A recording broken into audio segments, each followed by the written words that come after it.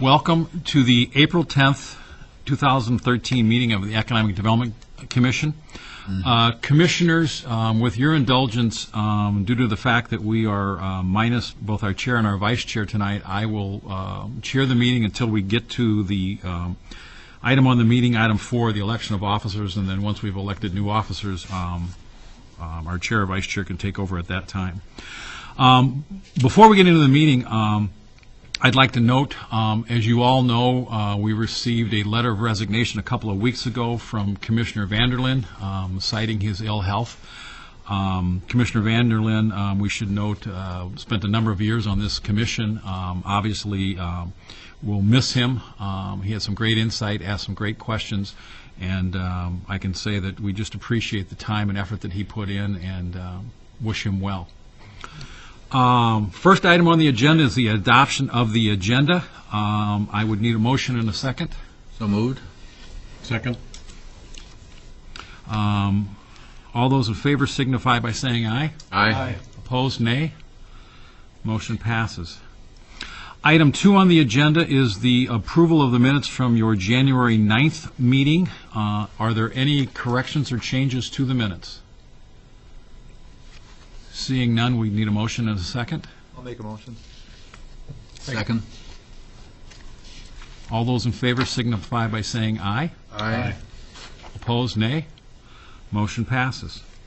Item 3 on the agenda is a standing item on our agenda, the Open Business Forum. The purpose of this item is to allow anyone who wishes to address the commission on an item that's not on the agenda to address them at this time. If there's anyone in the audience that wishes to address the commission, please come up to the podium and give us your name and address. Seeing our one audience member shaking her head no, we will move on to item number 4, election of officers. As you know, commissioners, our chair, Chair Slivka, has requested of the council that his status be changed from regular member to alternate, which the city council did do back in March. So Ken will be an alternate to the commission in the future. At the time that the council made that designation change, staff recommended to council that the election of officers that typically occurs in July of each year after the new appointees actually be done at this meeting, due to the fact that since our chair was being moved down to alternate, that left us with only a vice chair, and we were actually attempting to avoid what has happened tonight, there being no designated person to lead the meeting. Council agreed, and council did designate that we would hold elections of officers tonight. At that same meeting, our first alternate, Commissioner Kleppe, was moved into that regular slot and will now be a continuous voting member. At this point, we would need a nomination and a second for the position of chair, and that office would go until June of next year. Does anyone have a nomination? Well, I'd like to make a motion for Gene Grazzini to move up to chair. When he's chaired some of the recent meetings in Ken's absence, I think he did a good job. Is anyone seconding that? Hearing a nomination and a second, all those in favor of Vice Chair Grazzini being the chair for the next 14 months signify by saying aye. Aye. Opposed? Congratulations, Gene.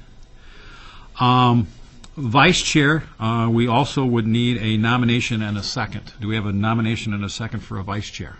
I'd like to nominate Ari Silke as the vice chair.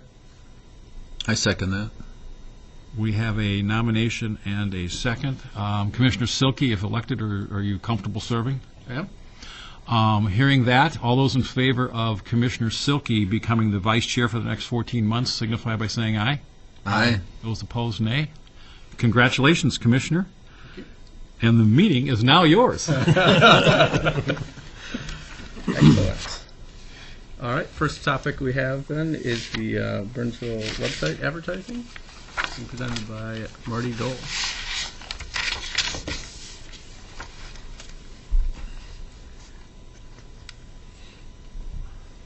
Good evening. Excuse me. Good evening, Chair, Commissioners. My name again is Marty Dahl. I'm the Communications Coordinator for the City of Burnsville. For those of you who I have not yet had the pleasure to meet, and you are correct. We are here to discuss website advertising or the potential of website advertising here with the city.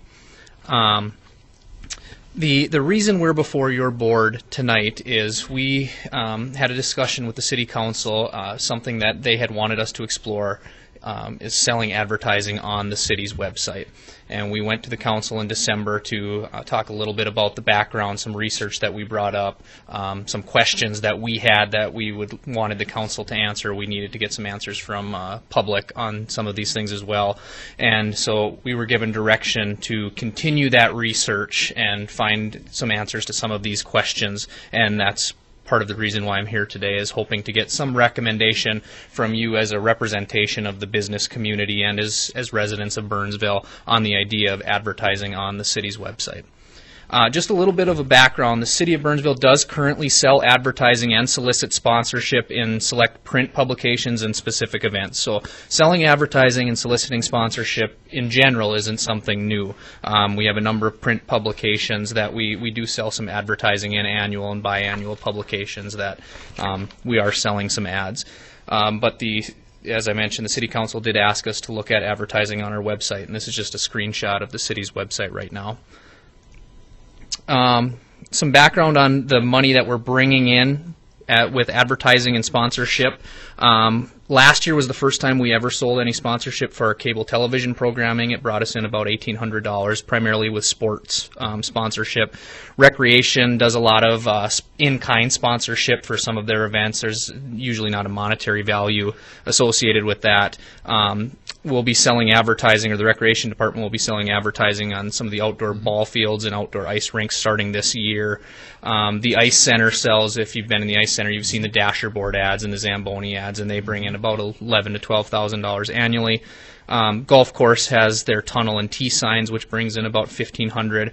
And then these print publications that I mentioned are bringing in between $2,000 and $2,800 for the Recreation Times and Community Guide, and our Burnsville Performing Arts Center series of publications. We do 4 of them annually, bring in about $10,000 worth of revenue in in-kind printing. So that's just a little bit of a background of the revenue we're generating currently through advertising and sponsorship. And right now, most of that advertising, we're using an outside consultant to sell using a shared revenue model. Primarily, it's a 50-50 split. So we're generating revenue that wouldn't exist but for the sale, and then we're in turn paying our consultant out of those revenue sales. As part of our research, we did go through and I tried to find some other municipalities or other government agencies that are selling advertising on their website currently. While there's a number of school districts and some state agencies that do it, it was a tough act to find cities that are actually selling advertising on their website, but I did find a few examples. Maplewood Township in New Jersey is one that just started selling advertising about 2 years ago. You can see their spots where they're selling ads are currently empty, but we're selling ads on their homepage, and they are selling those ads for about $100 per ad and have generated about $400 in 2 years. So not a huge revenue generator for them. The Village of Schaumburg, they don't actually sell advertising on their website, but they do an e-newsletter that they sell advertising. You can kind of see a portion of this ad on the side. They've had a little bit better luck. They've got 5,000 subscribers for their e-newsletter, bringing in about $5,300 in revenue. A local example here is Independent School District 196, Rosemount, Apple Valley, and Egan has actually had some success selling advertising on their website. If you were on their actual website, this would be a rotating box, and I think they have 8 or so advertisers that rotate through there. They've been doing this for about 3 years and have brought in about $35,000 in revenue. They're selling these ads for between $1,000 and $1,500 a piece, but this is the only place that the district sells advertising. They don't sell any print advertising or any other area. So this is kind of their one place to sell advertising, but they have had some success. And their website gets about 50,000 annual visits. Another school district down in Texas that was able to track down that was selling some advertising on their website. They're selling between 700 and 800 per ad, and they've sold about 10,000 in their first year. You'll see they get a lot of monthly views during the school year. Some of the bigger hitters, so the Cook County Assessor's Office, which is in Chicago, they sell advertising on their assessing website. They target about $30,000 a month in ad revenue, but they're also getting 5 million monthly viewers, which is a little more than we're getting on our website. Same with the Washington State Department of Transportation, another big hitter. They sell advertising on their page. They've just started selling advertising recently, and they get about 400,000 daily viewers. And their first year of ad sales, they sold about $30,000. I did talk to someone who sells website advertising for local government entities to try and figure out what the going rate for online ads really is. And again, you see it's very varied from some of those examples. But if you were trying to sell, if you were a company that had a website, or if you were a Google or somewhere, what you'd be paying for advertising, they're going for about $5 to $10 per 1,000 page views. Burnsville's homepage, our entire website gets about 30,000 views per month. Our homepage is the most visited. About 20,000 of those 30,000 views go there. And if you would do the math on the going rate of ads, we're talking about $100 to $200 per month for an ad. Again, it really comes down to the perceived value of that ad, and you can see the 196 website as an example. But looking at the actual analytics of ad sales, you're probably only looking at a value of a couple $100. These were some of the issues and considerations that we brought up to council, and some of the issues and considerations that I'm hoping that you guys can think about tonight. One of the things was, is there any legal reasons that we could or couldn't do this? We asked our city attorney. There's nothing specifically that would legally prohibit us from selling website advertising, as long as we extended our advertising policies to encompass that. One of the things that we asked the council, and where I'm asking you tonight, is, does the council and does the public feel that website advertising implies an endorsement of a company? Is it a different feel or a different vibe than you get from a print publication if you see an advertisement on the city's website? Another important one for this group is, does the business community see value in doing this? If the local business community isn't going to purchase advertising, we're going to have a hard time making it work. One of the other things, and we've been talking to some of our nonprofit organizations, is, will ad sales or sponsorship generation be negatively impacted? Even with the small amount of advertising sales and sponsorship that we do now, it's drawn pretty thin. You've got a lot of nonprofits that seek sponsorship and selling advertising, so it gets tough.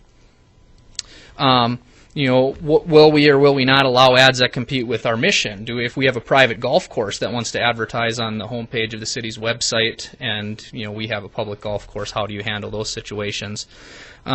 These are more internal things. Would we do it in-house or with a contractor? And will revenue outweigh the staff administration time of actually doing it?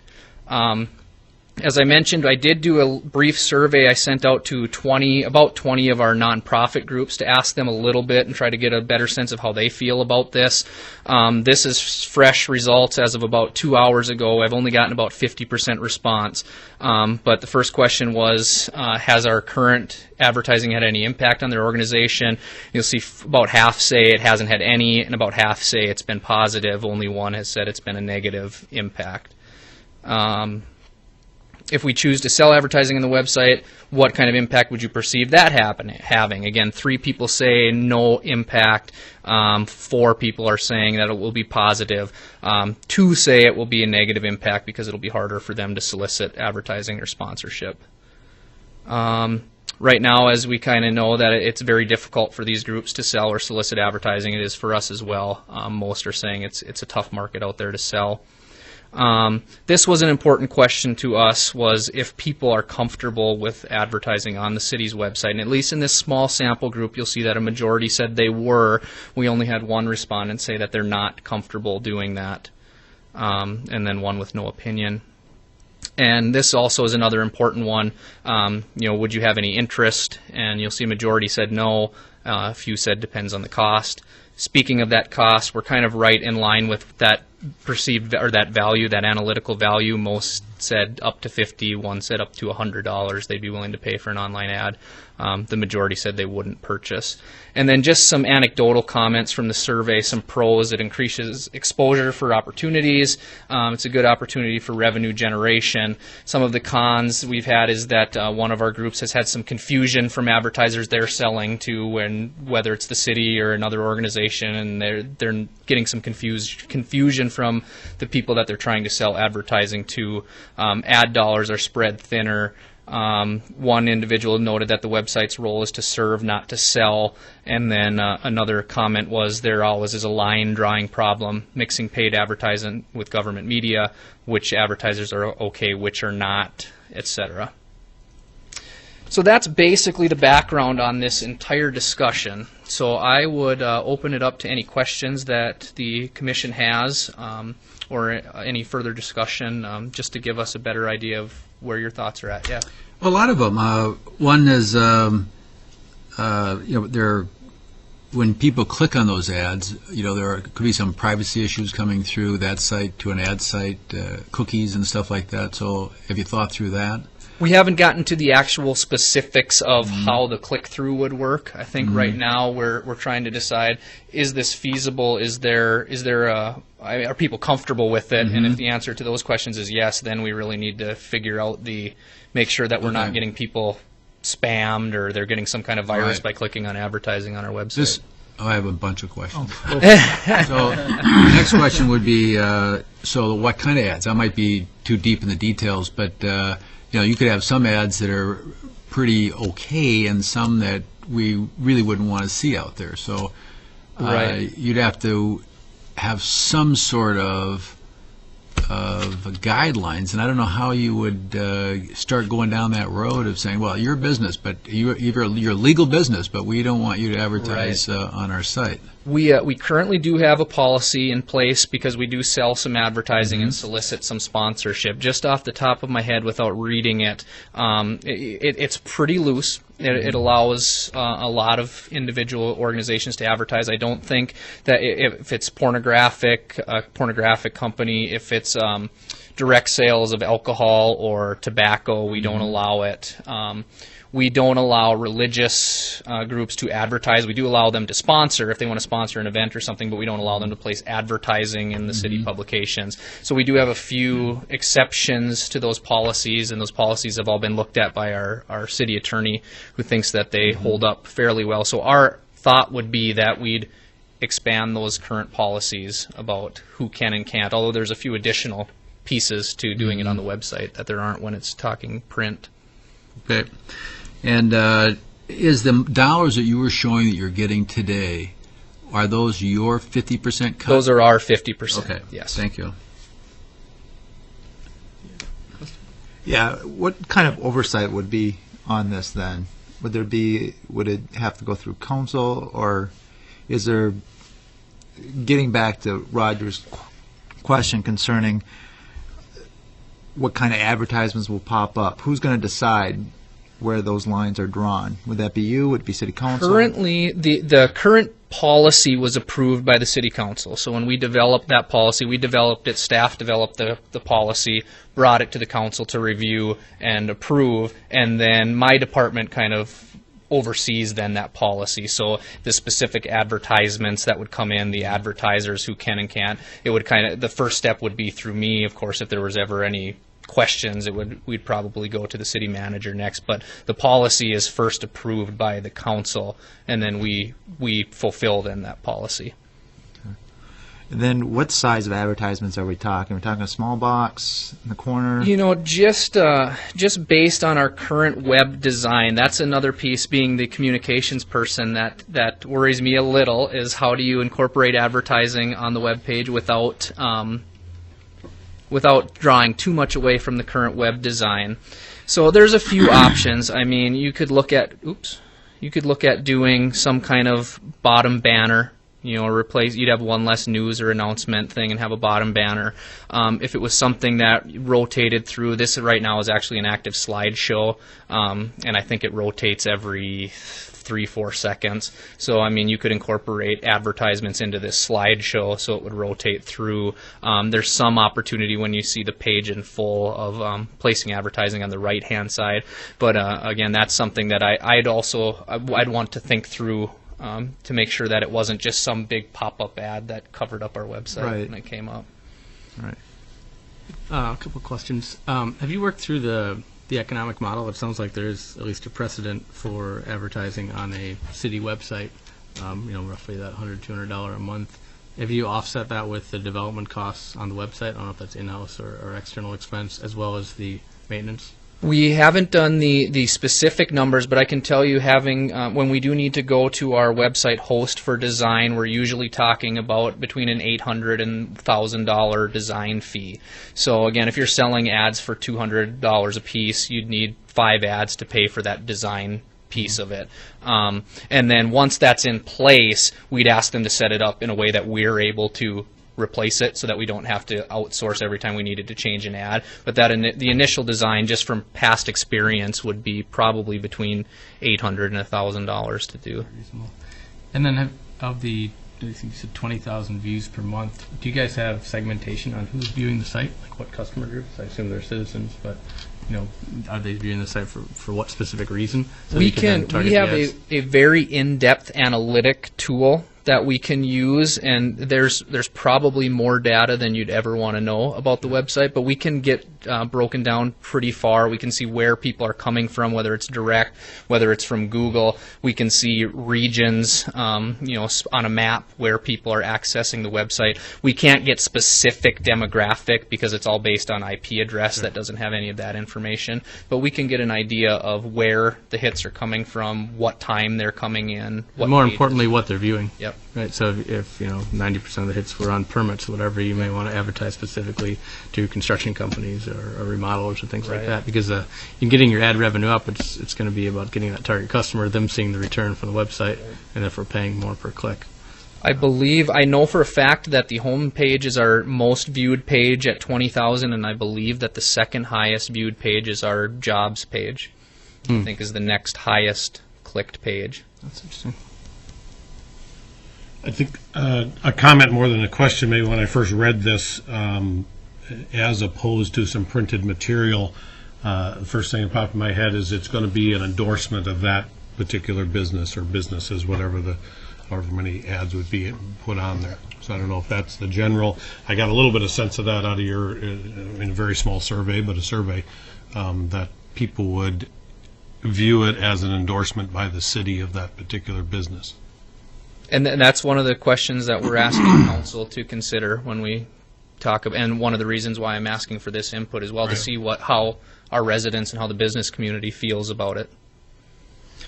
We've already kind of gone over the line by doing it in print. So there's not, the difference between print and online is kind of thin. And the next place would be police cars. We should have Eric in here and get him start advertising on police cars. I always say sell the naming rights to City Hall. Well, I think the comments are pretty good. And I liked Ari's comment too of the development.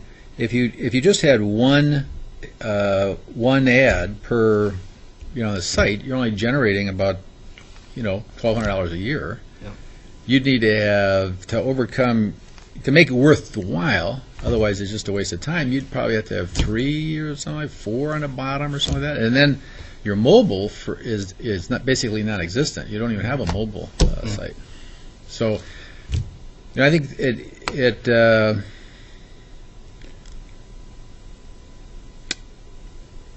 I'd say I'm sort of ambivalent. I'd say if you're already doing it in print, what's the deal? But print is a lot easier to do.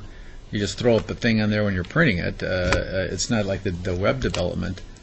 I was thinking similar thoughts. Maybe you could tell us more. You said we generate $1,800 a year on the cable business.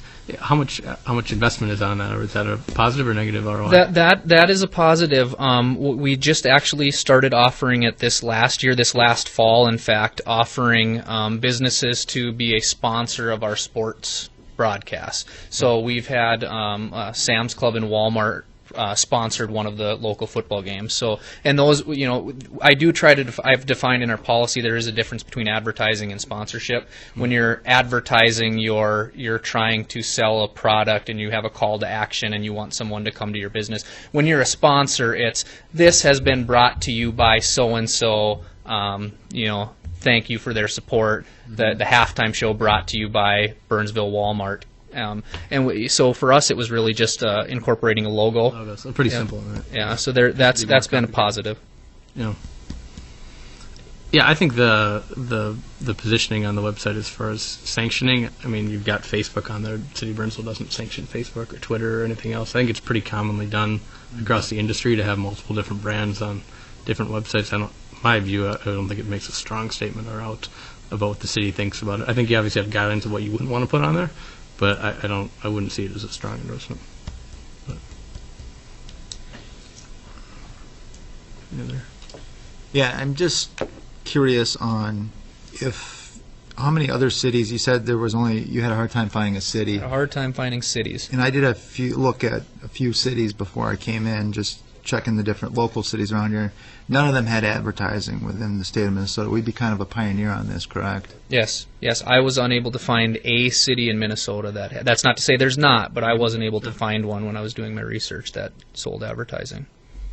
And I guess I have the same concerns that Craig does, is that there is kind of going to be a link between the advertiser in the city itself, and so I'd be a little bit concerned about what ends up on our city website. I think of a government website being a little bit more professional than, say, a business website where their main purpose is to make money. Just my opinion on that. Yeah, the last comment, I mean, in my mind, the ROI is the biggest question. Right, is could you make money doing it? Mm-hmm. A city website doesn't have massive click-through with many other websites, and therefore you're going to have probably a challenging time getting a lot of money for the ad space. But this might be something you could test too before you talk to some local businesses. It sounds like you know a little bit of that, and see if you could get a couple lined up, and that might justify the investment to do it. But if I were to guess from a business perspective why more haven't done it, I would think it's probably more the financial than maybe any political reasons. But I couldn't say for sure. I just want to say more thing about that is what Ari said, is that if you don't make much money on this and you tick off some people, then it really doesn't make any sense at all. You got to tick off nobody to make to make that balance, because you're making just $1,000 a year or something on this. It's not worth ticking off anybody. Yeah. Okay. So. Do we have any sort of recommendation from this commission? Are there any open issues that you see that you would need to go back so that we could table this and see it again? Right now I think it's really just information gathering. Mm-hmm. I think one of the open pieces for me is trying to figure out if there is interest in the business community to actually do advertising. As you said, if we're only bringing in $1,200 a year, it's a tough sell. Mm-hmm. But if you've got someone who really sees a value being right there on the city's homepage, then I think it's a different story. I would say that's the most open issue right now. Mm-hmm. The feel or the gut feel about advertising on a city's website, that's going to be pretty objective. Everybody's going to feel differently about that. There's some people that aren't going to like it. There's some people that are going to say it's great that the city's doing things to generate revenue. Yeah. So that's a tough one to quantify.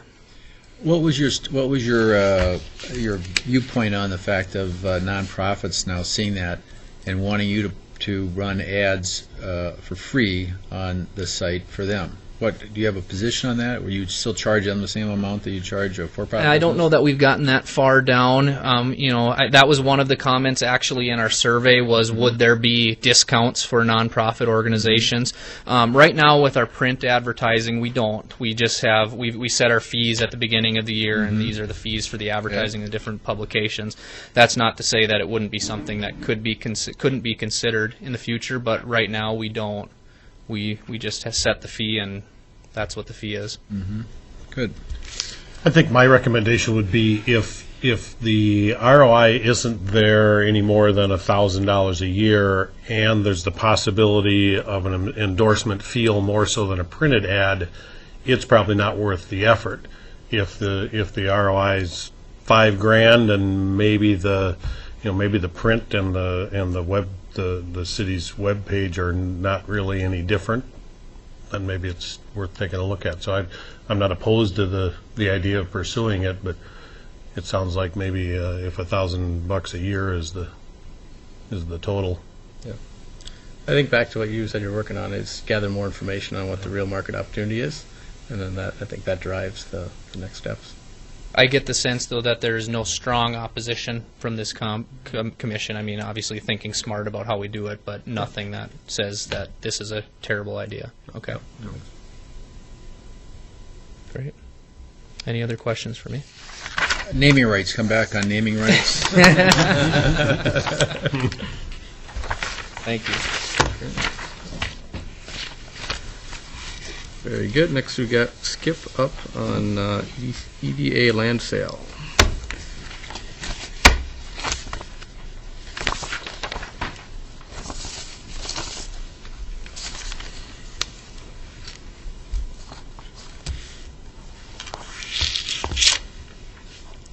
Thank you, Mr. Chair, Commissioners. The item before you tonight was actually before you approximately a year ago. It's the sale of land that is located at Clifton River Ridge. This is the land that we are basically talking about that the EDA owns. This parcel over here is where the new Walmart store opened up last fall. This is the Conservatory Fen. We get back into the Able Training Center, and as you get up the hill, we get into where the school district's administrative building is. What happened is the Economic Development Commission recommended approval of the sale, and the EDA did in fact approve the sale. The sale was going to be to a firm called Keystone Investments. Keystone, shortly after the approval of the sale, actually lost the developer, the development project they were going to do. So the contract actually never got endorsed. Keystone has since merged this past February with another Minneapolis firm by the name of Interstate Partners. Interstate Partners is about a 12-year-old firm. They have offices in 3 different states, and they have come back asking to again purchase the property. Staff has had conversations with them, and basically what is being proposed is the exact same sale that would have occurred last year. They are offering $25,000 for the site, which is a little over 4 acres. The county values the site at $26,000.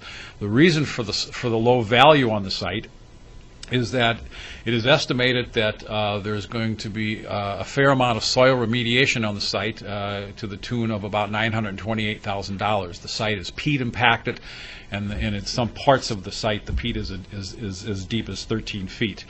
There is also going to be the need of a retaining wall, and that retaining wall is going to be just a little short of $500,000. They're proposing the same type of development they had last year. Phase 1 would be a retail professional service building. Phase 2 would be another commercial building. The purchase price that they are offering would not constitute a business subsidy because the price is in excess of 70% of the assessed value of the site. And basically the sale price, the land use, everything that you had before you last year is exactly the same this year. Couple of minor differences is basically some dates have been adjusted. In this proposed purchase and development contract, we would close by the 1st of August of this year. They would commence the Phase 1 development in August of next year and complete it by August of 2015. Phase 2 would be commenced no later than May 1st of 2015 and then completed by August of the following year, 2016.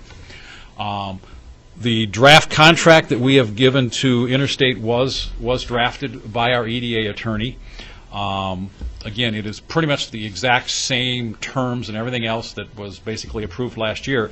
So based on that, staff is recommending that the EDC recommend that the EDA once again approve the sale. And at this point, staff would stand for questions. Well, I have a question. That is, what is the potential economic value to this for the city on assuming Phase 1 and Phase 2? Have you seen anything, how big the buildings are that they're planning? I'm thinking Commissioner about the Kleppe, tax base that we We are probably talking about potentially the two buildings being somewhere between 35 and 50,000 square feet. The site is a very hard site to develop, as it is long and narrow. As was noted in your background, there are some utility pipes that are going right through the middle of the site, which basically, if you did one large building, you'd have to do the parking lot on the other half, or you can kind of do two small ones. There's also a fiber optic cable that unfortunately got placed through the site, which is going to have to be moved. So we're not looking at the site being something that can have a huge development to it. The advantage to the city is, number one, it obviously goes back on the tax rolls. And number two, it obviously will produce some jobs in that area. But we're not going to be able to accommodate a massive development on that piece. Not the same size development you may typically think you would get on a 4.5-acre site. But it is one of a couple of sites that the city currently owns, all of which have negative impacts to immediate development. We would be looking more at this as taking a site that, for all intents and purposes, has always been undeveloped, and being able to squeeze out some commercial development on it. And as you know, Commissioner Kleppe, we have very few areas left in Burnsville in which we can do any type of commercial development. Any other questions? My other question is, do you think anything has happened in the last year as far as the appraised value of the land? Or is it just de minimis? It's still 25 grand, still a reasonable price for it. Commissioner Kleppe, the $26,000 assessed value by the county is exactly the same this year as it was last year. Again, primarily predicated on the fact that there is so much amount of work that needs to be done before the site could have any development on it. It's been a couple of years since we actually had the site appraised, and when we had the site appraised, we asked the appraiser to appraise the site as if it was ready to be developed. And the appraised value was just under or I should say just over $1 million, which means the work that you have to put into the site to get it to that stage actually is at or a little beyond the actual appraised value once you get it there.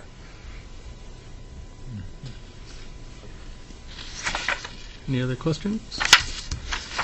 A motion to approve it? I'll make a motion to approve the sale. Second.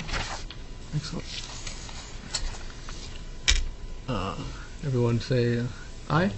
All opposed say aye. Thank you, Commissioners. All right, thank you.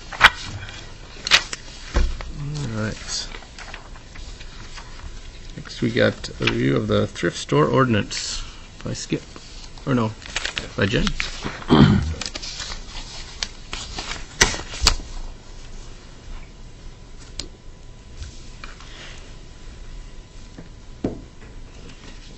Good evening, Commissioners. City Council has asked for your input on some changes to our zoning ordinance regarding thrift stores. And just to give you a little bit of history, in December of last year, Council adopted an interim ordinance prohibiting any new thrift stores in the Burnsville Center trade area in order to study the land use impacts. They have typically or historically been interpreted the same as other retail, even though they are different. They do some processing on site differently than new goods would be done. So Council, we did the study. Council reviewed that at their March 12th work session. I put that link in the packet, so I don't know if you had a chance to take a look at that. And just to summarize the findings of that study were that smaller niche reuse stores blend in and complement adjacent retail uses. That would be something that's just as apparel or just as sporting goods, consignment type reuse stores. However, larger general merchandise resellers present more of the land use concerns when we looked at them across the metro area, and of course what Council's concerns were. And also our existing ordinance addresses pawn stores and certain licensed resale of goods. So this ordinance is not looking to address those, as those are already addressed. So the proposed ordinance that is before you and will be going to the Planning Commission and City Council within the next month, what it does is it defines thrift stores, as I've stated, to exclude pawn and equipment rental sales. You have the whole ordinance in your background. It basically gets to the reselling of merchandise. Thrift stores that are under 5,000 square feet are permitted the same as any other retail in our commercial areas. Those commercial areas are B2, B2, which is a neighborhood type commercial, B3, which is mostly the Burnsville Center area, B4, which is the commercial area up on Highway 13, heart of the city, and then we have some mixed-use zoning districts scattered throughout the city. Again, they're usually the smaller niche individual type items that we found to really be the same as other retail. Any parts of any of these operations need to be indoors. A conditional use permit, which requires Planning Commission review, a public hearing, and a City Council, would be required for thrift stores over 5,000 square feet. Then this is where some of the massing of the cars and the traffic and the goods come into play that have some land use issues associated with them. So that conditional use permit would be allowed in our B2, B3, and B4 districts. Those are our general commercial districts, again, mostly County Road 42 area and then Highway 13 area. A conditional use permit would also be required for any thrift store that was under 5,000 square feet that wanted a drive-through or drop-off area. Again, it's that drive-through, drop-off area that triggers the land use concerns. And for thrift stores that are over 5,000 square feet that take a donation, there are some conditions that are required, and these are the same conditions for any drive-through, drop-off lane. A drive-through, drop-off lane is required. So if they are going to have a large store, rather than have customers walk up bringing their donations through a front door, we want a segregated drive-through area to be required.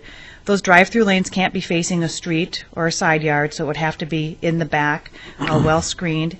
They need stacking of 160 vehicles, which is 160 feet, which is approximately 8 vehicles that they would need stacking for. And that drive-through lane cannot open directly onto the public street. The concern is that from time to time there would be more cars than that there waiting. We can't have those overflowing into public streets in the commercial areas. So we don't want the drive-through lane opening directly onto the public street. And then that directional signage would be required, directing people to the drop-off area so they know exactly where to go. That's just a summary of the ordinance. It was just a couple pages in the background. The Planning Commission is going to hold a public hearing on this on April 22nd, and then this goes to the City Council on May 7th, at which time that the moratorium will be lifted. And the City Council seeking your input from an economic development and business perspective on the proposed ordinance. Are there any current stores that are over the 5,000 feet in Burnsville? Yes, there are. In that study, if you had a chance to read it, I believe we have, I want to say, is it 17 or 19? 17 thrift stores that we have in Burnsville. I would say at least half of them are over the 5,000 square feet, especially the larger general merchandise, the stores that take donations. The smaller ones are under that. We looked at, also the study looked at what other communities do for regulating these. Some have separation requirements, some have license requirements, some have maximum size requirements. We've seen kind of the whole gamut of requirements. So this ordinance doesn't prohibit them at all. It just says if you're over 5,000 square feet, there's a threshold there for different impacts, different processing, because they're taking in goods as opposed to a semi-truck trailer coming. It's multiple vehicles during the hours of operation. So. Jenny, what triggered this in December to put the moratorium on this? Was there a bunch of thrift stores entering Burnsville, or what? No, there was an applicant that came forward to get some special financing from the city that was looking at opening up a thrift store in Burnsville, and that raised a bunch of questions, land use questions, with council to take a time out to study it. So that's exactly what a moratorium is to allow the city time to study the issue before they make a decision that maybe they don't want or isn't in the best interest of the public. Got it. And then these existing thrift stores would have to accommodate for these new ordinances that are being put in once they go through? Commissioners, any existing store that's there now that wouldn't meet these requirements can absolutely continue to exist as they are. They're what's called legal non-conforming, or they're grandfathered in. So if one wanted to expand and that put them over the 5,000 square foot threshold, then they would have to come in for a conditional use permit and meet the rules. But they certainly can exist as they are today. I read an article in the paper that said Burnsville has a lot more of the thrift stores than the surrounding communities. Is there a particular reason for that you know of, or? That's correct. In our study, we surveyed the adjacent communities, and we have a larger retail presence in the South Metro because of the Burnsville Center, our retail trade area. And along with that, we have more restaurants, we have more retail, we have more reuse or thrift stores. It just comes with the territory. When we looked at other cities that have regional shopping centers, so they have a lot more retail, Burnsville was right in the middle then with the number of retails when we looked at, I think it was Maplewood Mall, Rosedale, Ridgedale, and Southdale areas. We were right in the middle there. Okay. Did they, excuse me, do they have any other requirements? Are they, I guess, are the thrift stores all nonprofits? Or are there for-profit thrift stores? Commissioners, they vary. There are for-profit thrift stores that are out there. And do they have the same requirements, permits, licenses as any other retail store? Correct. From a zoning perspective, we don't differentiate between profit or nonprofit uses. I would expect other cities would not do that either. Yeah. Good work. Yeah, good. So the City Council is seeking your recommendation if you are supportive of this. And like I said, this will go to the Planning Commission for a public hearing and public comment on April 22nd, and then back to the City Council on May 7th. Have any motions? I would make a motion to accept. I'll second that. Okay. Good. All in favor, say aye. Aye.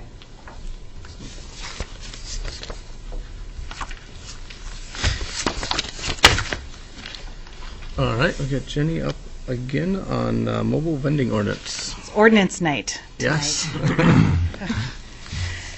Council's been busy talking about different types of changes that are coming up. One of those changes is mobile vending. There was some discussion last fall over the winter regarding mobile vendors, and there were some food trucks in particular that were interested in coming to Burnsville. And the City Council made some minor changes to the ordinance last summer, but then asked for a further study to happen over the winter. So we did a study of that, and then on February 12th, they gave direction to staff to prepare a mobile vending ordinance. Because right now we have a transient merchant and peddlers licensed. Those are people that come knocking on your door. Those are considered peddlers. Transient merchants would be a vendor who sets up on private property in a private parking lot. Those typically require a conditional use permit or approval from the City Council to do that. We also have a policy that generally prohibits vending in the right-of-way, so you generally can't sell and set up a car or set up a truck and sell in the right-of-way. So the policies aren't enforceable, so they wanted an ordinance that would allow some kind of vending in the right-of-way. These mobile vending vehicles, vessels are a trend. We don't know how long they'll be here, but certainly it's something that we wanted to accommodate. So the change that was made last year allowed these mobile vendors on private property if they were invited and to sell to employees. So if a food truck was coming to a business to serve lunch, they could do that. They're invited there. They're not selling to the general public. It's almost a service or employee benefit, and so they didn't need any special approval to do that. And then as part of this process, we did seek input from the existing food vendors. We had 3 interested vendors that were part of our process in drafting this ordinance. So they had some good ideas that they brought to the table. So the ordinance in your packet, the summary of that is that a license is required. It's the same background as peddlers and transient merchants. We do a background check on anybody who's selling in Burnsville, and they have to pay the $50 fee to do that. And our police chief feels that that's something we need to continue to do with people that are vending and soliciting for a business in the city. As far as specific locations goes, where can they sell? We have an internal traffic committee here at the city. It's a group of people from the police department, public safety, public works, engineering that looks at the streets and the safety of our streets. So they honed in on some criteria where these locations could be. So certainly not on collector streets or above. Those are major thoroughfares where we need people to be safe and not a lot of pedestrian traffic to be on those areas. Not in residential areas and not in places only in places that would allow on-street parking. So if you can park there, you can sell there. There is an exception in the R1 zoning district, so if you were having a block party or you were catering a graduation party, certainly it makes sense that you could have mobile vendors there, mobile food vendors. We do issue permits for block parties, so we would know where they are and the street would be blocked off. There also was a request from one of the food vendors to look at the industrial park area and the South Cross area, so we are continuing to look for an area. A lot of that is no parking areas because of all the people that are employed there. They are required to park on private parking lots, so we're looking to see if there's any areas there. And there's also a lot of collectors in the South Cross industrial area. The Minnesota Department of Health regulates food vendors with regards to the safety and sanitation. The city does not have its own Department of Health or health department, so we look to the Minnesota Department of Health that regulates any food vendors. And just for your information, they have a requirement that these food vendors can only be in any location for 21 days. And they define a location as a jurisdiction, so it would be 21 days in the city per year are their rules.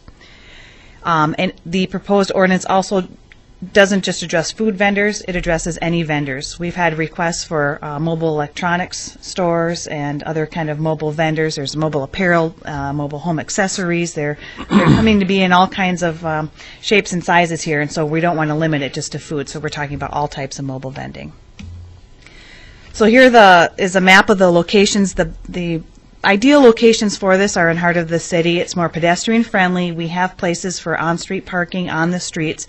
So the two locations that we've identified to allow this is on 126th Street on the west side of Nicollet next to Nicollet Commons Park, and then on the east side of Nicollet on 125th Street.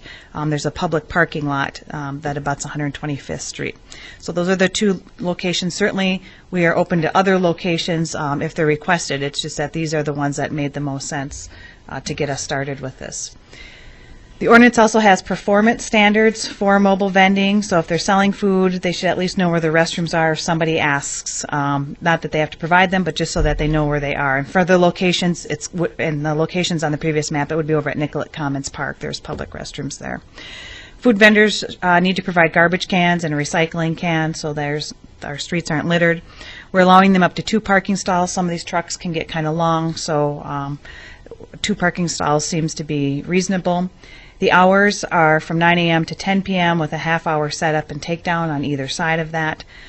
They can't store any trucks, mobile trucks in our residential neighborhoods. They have to be stored consistent with our commercial areas for storage.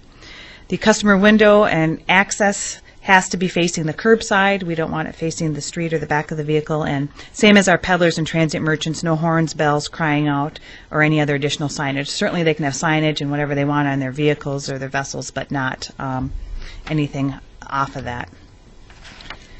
A separate ordinance was also reviewed that addressed mobile vending in the parks. The Parks and Natural Resource Commission looked at this as well, and they're bringing forward their recommendation that would allow parks separately. Again, that's private property. Well, it's not right-of-way, but it's public park property. I guess that's how I'll say that. And the Planning Commission reviewed this at their last meeting. They support the ordinance, and this is going to go to the City Council next Tuesday, along with your inputs passed along. And with that, I'll stand for any questions. I have a question on the requirements. Was there anything that thought about having them clean up litter that didn't get into the garbage or recycling? I mean, if there's litter on the sidewalk or around in their immediate vicinity, was that not going to be in the ordinance that they're required to clean up their own litter? Commissioner Kleppe, it's not in there, but we certainly can add it. That's a very good point, that they clean up the area around them from litter. We'll add that as your recommendation. And I think I thought the thing on the parks was a great idea, because you have a lot of soccer and baseball games and things like that. So that was a good idea. I'm really supportive of this. Do you know that Minnesota Department of Health requirement? I kind of thought that the vehicles down in downtown Minneapolis were like there all year. Correct, Commissioners. Different cities. Some cities have their own health departments. Okay. And we do not. Minneapolis and St. Paul do. Okay. So they have their own rules, and we don't. So we fall under the Minnesota Department of Health, and those are their rules. Most suburban communities don't have their own health department. A handful do, but we do not. Okay, thank you. Is there going to be any economic benefit to the city for this? Is there some sort of a sales tax, or food tax that would generate revenue or even on the vendors' end? Are they going to have to pay any kind of a tax or a fee or anything on those lines? Commissioners, the fee we're proposing is the same as peddlers and transient merchants, which is right now $50 to do the background check. We're not proposing any other fee above and beyond that. If that's something the commission feels is important, certainly we'll pass that along to the city council. There's no special sales tax that we have that would treat them any different. Certainly the conflict in Minneapolis and St. Paul, as we've all read, is with the brick and mortar businesses versus a food truck and the equity there. But also in the locations we've chosen in heart of the city, that area is meant to draw people there. And I think the way we're viewing this now at this level, because we haven't had a lot of them here, is as a draw and an economic development tool to bring people to heart of the city. But if we get more of them, then it could become more of a problem. And 21 days per year isn't a lot of time to be here. So, How is that 21 days monitored? Do they check in for the days they're here? Or who? yeah, the Department of Health enforces that. So I don't know if they're on people's websites and driving around and inspecting the units. I'm not quite sure how they do that. And then, sorry, one more question. So would this apply to farmers markets, or is that handled something else? No, we have other provisions for farmers markets. Okay. The two areas you've identified for them to park in heart of the city, is that all that's available in Burnsville? Commissioners, that's the identified locations from the staff that are in commercial areas, that aren't on collector streets. So that we thought was a place to start. If there's other locations like the South Cross area that we've heard that people want to vend in, we're looking at that right now, but we don't have an easily identifiable location. And the parks. Yeah, and the So parks. is part of the ordinance to identify specific locations, and that's a set list of places? That's correct. Somebody could apply for a new place at some point to get that added to the list? This will be the approved list that's incorporated into the ordinance. We'll describe these. And then if there are other locations, we will look at amending the ordinance or policy. It'll either be in an ordinance or policy. I haven't quite, that'll be decided tomorrow. I'll send out an email and some input for that. But there will be a prescribed list to answer your question. And it can't just be because I meet these criteria that we've laid out in the ordinance. There will be defined areas. And that's also from a public safety standpoint and from a customer standpoint and a neighborhood standpoint. You know where these vehicles are going to be vending. It's anticipated, which makes it safer as opposed to just popping up in some place where it's unexpected. One more question on that. I think there's a food truck or a vending truck in the park on Friday nights in the summer. Is that covered? Does anything with what they do change with the new ordinance? They change for Nicola Commons Park. That does the how do I say this? The ordinance that the PNRC looked at does allow for more. They have two pads in Nicola Commons Park that were traditionally they were signed a contract and somebody would sell stuff there for extended period of time. I believe they're going away from that and just having someone can get a park permit to vend in the park by the day, by the week. So it actually will be more flexible. If it's part of a city event and we bring them in, then it's not. It's treated separately than if they're just vending there on their own.